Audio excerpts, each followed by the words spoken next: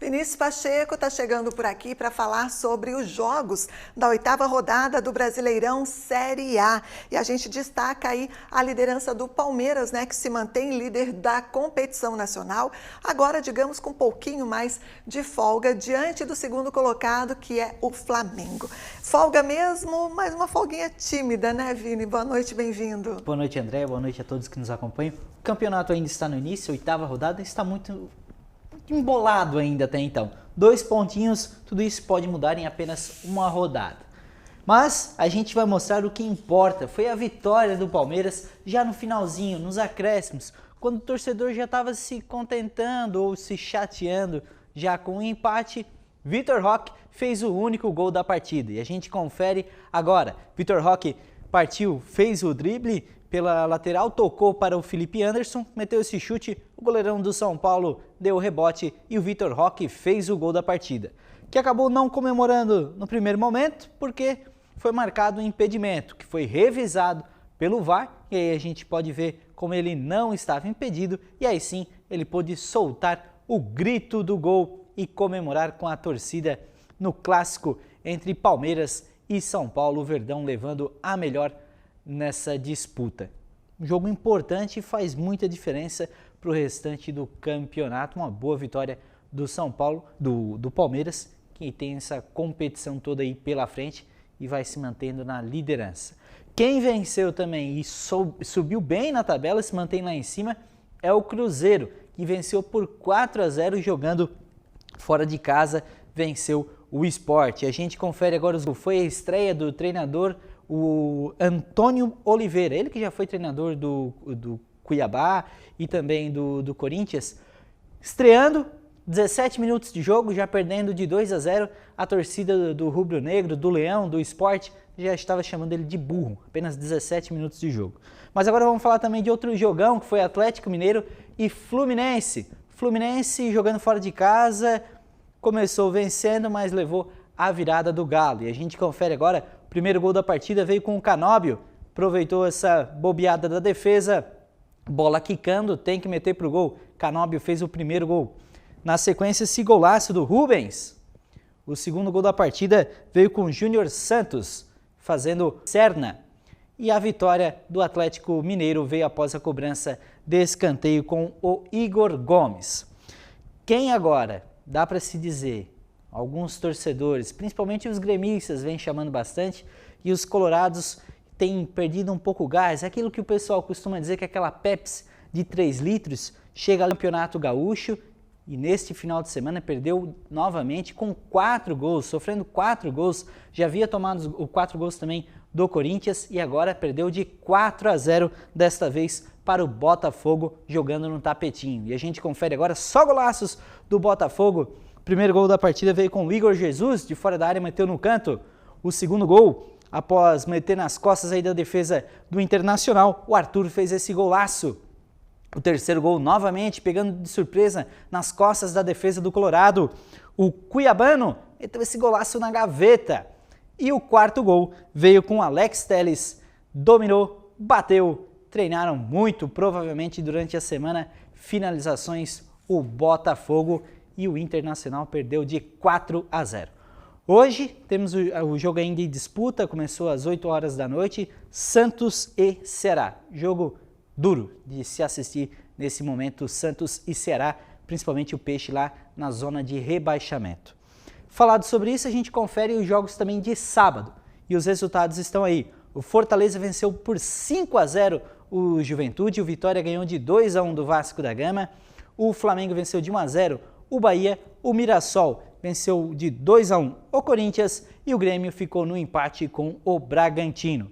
Falar dos resultados de domingo e de sábado, a gente confere como está a tabela liderada pelo Palmeiras com 19 pontos, o Flamengo e o Bragantino vêm na sequência com 17 pontos, o Flamengo com um saldo de gols melhor, o Cruzeiro vem na sequência, aquilo que a gente falou, começou mal o campeonato, mas vem subindo com 16 pontos na 4ª colocação. Fluminense com 13 pontos, Atlético Mineiro na 6ª colocação e o Bahia com 12 pontos ambos. O Botafogo vem na sequência com 11 pontos, seguido do Ceará. Corinthians com 10 pontos fecha essa primeira parte da tabela com 10 pontos e a gente vira a tabela e vem na sequência 2 times também com 10 pontos, Fortaleza e o Mirassol. O Internacional com 9 pontos e a sequência de times com 9 pontos. Inter, Vitória, Grêmio e São Paulo. Vasco da Gama entra na zona de rebaixamento com 7 pontos, Juventude, Santos e Sport. Agora a gente vai falar um pouco mais também de futebol de areia, porque o Brasil foi heptacampeão por 7 vezes, levantou a taça de campeão do mundo. E a gente confere agora porque foi um jogo difícil, tá? Não vamos dizer que foi fácil, não. O Brasil fez o primeiro gol com o Lucão, olha só, reprise, bicicleta e bastou o Lucão ali para colocar no fundo da rede. O Belarus chegou a empatar com o Novikal e o Rodrigo fez o segundo gol do Brasil, deixou na frente e abriu 3-1 com o Catarino. Depois a sequência de 2 gols com o Pristizel e o terceiro gol chegou a empatar o Belarus, fez aí o empate, após aí o juizão entendeu, fez novamente. E o Brasil ficou na frente já no finalzinho do jogo, faltando menos de 2 minutos para acabar com ele, o capitão Rodrigo fazendo o segundo gol dele e o Brasil levanta a taça pela 7ª vez, é o campeão de futebol de areia. E agora a gente pode dizer que tem fumaça branca, habemos técnico. O Brasil tem um treinador estrangeiro pela primeira vez na história da seleção brasileira masculina de futebol. Carlo Ancelotti foi anunciado pela CBF nesta segunda-feira. Em um comunicado, a entidade que comanda o futebol brasileiro classificou o italiano como o técnico mais vitorioso do mundo. Ancelotti vai fazer o primeiro para a Copa do Mundo. O contrato do novo técnico é até a Copa de 2026. Nosso novo comandante começará os trabalhos daqui a pouco. No dia 26 de maio, Ancelotti convocará os 23 atletas para os 2 confrontos. Tenho certeza que este será o primeiro passo em nossa jornada rumo ao hexacampeonato. O italiano, multicampeão em passagens pelos maiores clubes do mundo, vai ter o desafio de recuperar o futebol da seleção brasileira a pouco mais de um ano da disputa do Mundial. Apesar do desempenho ruim, o Brasil não corre muitos riscos de ficar de fora da Copa. A 4 jogos do fim da classificatória, a seleção está em 4º lugar com 21 pontos. É uma boa sorte aí para o Ancelotti. Agora uma curiosidade, tá? O Ancelotti vai ser o treinador mais bem pago do mundo, assumindo a seleção brasileira.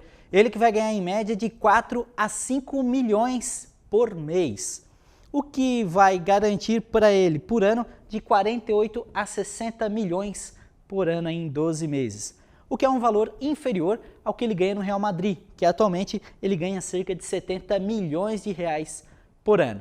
Com isso, só para a gente levar em consideração e comparação, o último técnico que comandou a seleção brasileira em Copas do Mundo foi o Tite, e ele ganhava em média 2,5 milhões de reais. Hoje, o segundo, na verdade, o atual treinador mais bem pago é o treinador alemão da Inglaterra, o Thomas Tuchel. Ele ganha 3,1 milhões de reais por mês, o que dá 37,2 milhões de reais por ano. Uma boa quantia. E aí agora fica na questão como vai funcionar a seleção brasileira. O que a gente sabe, que a gente espera na verdade, é que a gente tem os 2 principais jogadores da seleção brasileira na atualidade, que é o Vinícius Júnior e o Rodrigo, que jogam muito bem no Real Madrid e não têm um bom desempenho na seleção. Quem sabe com a chegada do Ancelotti isso mude. O que pode ter alguma alteração também é o desempenho do jogador, agora me fugiu o nome dele, o Endrick, do Endrick, que no Real Madrid é banco e quando vai para a seleção brasileira tem sido um destaque. O Neymar hoje a gente nem considera porque a gente não sabe como vai estar a situação física dele. O que a gente espera de verdade é essa reformulação da seleção brasileira. Agora, só para finalizar, André, inicia amanhã as comemorações também de aniversário do Tigre, do Criciúma, um dos maiores times de Santa Catarina. A partir de amanhã vai fazendo o aniversário dele de 78 anos. Falou aqui a torcedora do Tigre. Então, 78 anos. A partir de amanhã começa então o início das festas do Criciúma, fazendo a festa lá na região sul de Santa Catarina. É isso aí. Lembrando que as comemorações vão até o próximo sábado, dia 17, comemorando então 78 anos de clube que, como o Vini falou, tem história aqui em Santa Catarina e, de certa forma, no Brasil também, né? Muitas conquistas. É verdade. Parabéns a todos os torcedores. Agora, antes de você falar do Tigre aí de 78 anos, eu estava aqui com a calculadora. É muito milhão, né? É muito Te ouvindo milhão. falar aí dos milhões do novo técnico. Mas assim, André, o que a gente pode dizer com a chegada do Ancelotti, o treinador que ele é, o treinador de peso, pela primeira vez a gente pode dizer assim que tem um treinador estrangeiro de peso assumindo uma seleção internacional. A gente não está falando só do Brasil. A gente não vê, por exemplo, o Mourinho, o Guardiola hoje assumindo uma seleção. Dá pra gente falar também que já é um pouco o fim da carreira do Ancelotti. Então, por isso talvez ele tenha feito esse movimento. O próprio Guardiola disse que pretende algum dia assumir uma seleção. E quando eles assumem uma seleção como essa, eles ainda baixam um pouco a questão salarial deles. Como eu falei, era 70 milhões, vai para 48 ou 60. São 10 ou 12 milhões ou 22 milhões a menos. Mas é muito dinheiro. É muito milhão. É Verdade, muito a milhão. gente continua assim, nessa máxima, é muito Isso aí. milhão.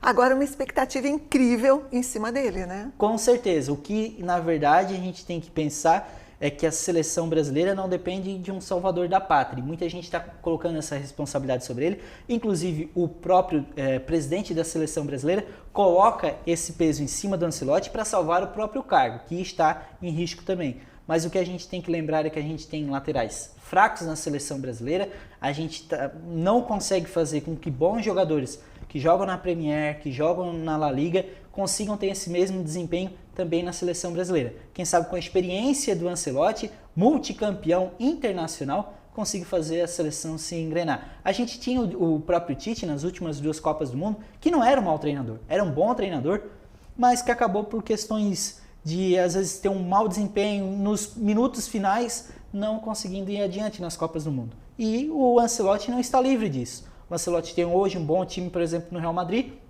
e não vai ser campeão da La Liga. Vai perder para o Barcelona, perdeu nesse final de semana. E é normal que isso aconteça também com a seleção brasileira, independente de quem esteja no comando. Vamos aguardar. Uma coisa é fato, o italiano vai ter muito trabalho pela frente. Com certeza.